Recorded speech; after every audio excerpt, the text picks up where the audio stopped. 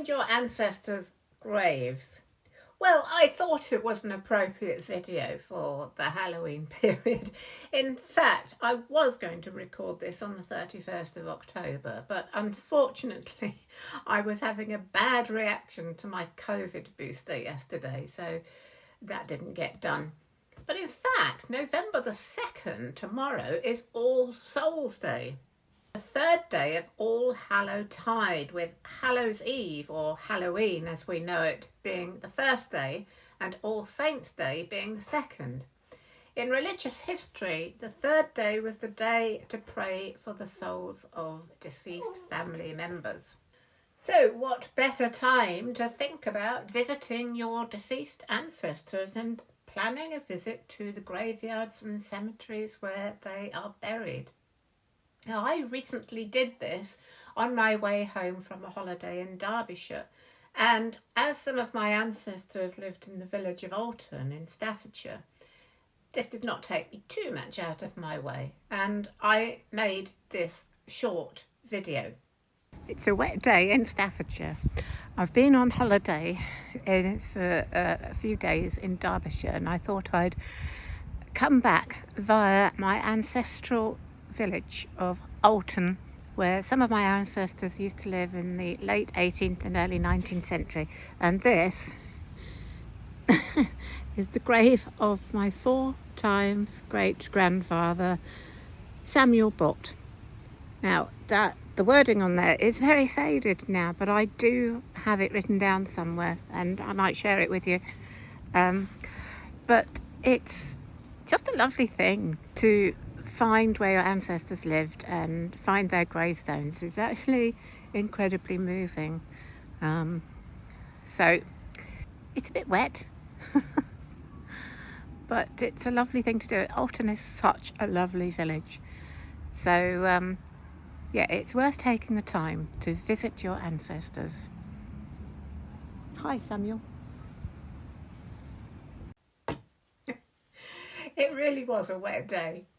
Now, I had visited this grave before, many years ago, and written down the words on the gravestone. Some of the words were illegible even then, but I do know that the whole thing reads, and I've put the most likely words where it's in place of where it's difficult to read. The grave of Samuel Bott, late of this place. He departed this life February 2nd, 1833, aged 83 years. Also Jane, his wife, who died October 3rd, 1820 something, aged 68. Also Matilda Bott, their granddaughter, who died on the 22nd of April, 1833, aged 12 years. Here age and youth alike together lie, which shows that all should be prepared to die. Therefore, as death may call full soon, and take your life before you think it noon. Now, this grave was both useful and interesting for me. First of all, it gave me some information about Samuel and his wife, their ages for one thing, which are not always given on burial records for these dates.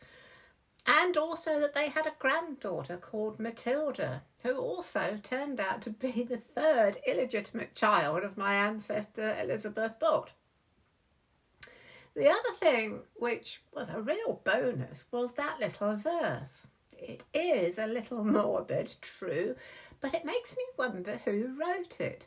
As a writer myself, and my father also having been something of a wordsmith, I like to think that someone in the family put quill to paper and wrote this, and maybe those genes still live on. So visiting the graves of ancestors can be a great thing to do for all kinds of reasons.